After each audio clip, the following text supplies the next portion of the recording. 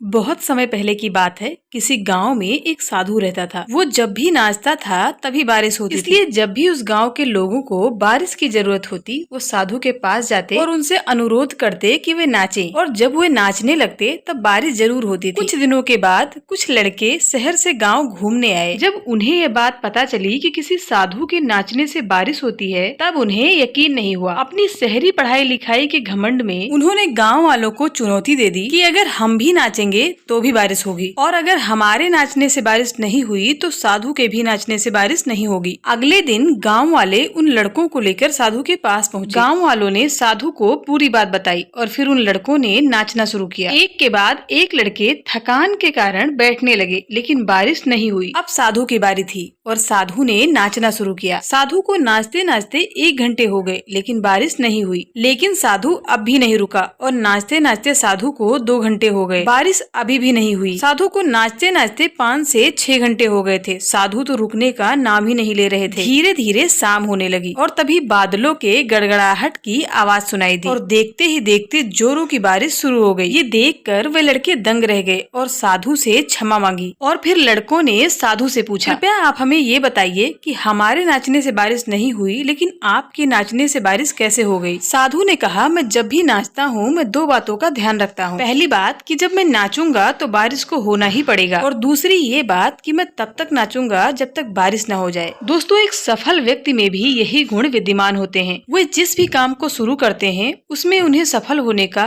पूरा भरोसा होता है और वे तब तक उस काम को करते हैं जब तक कि उन्हें उस काम में सफलता न मिल जाए।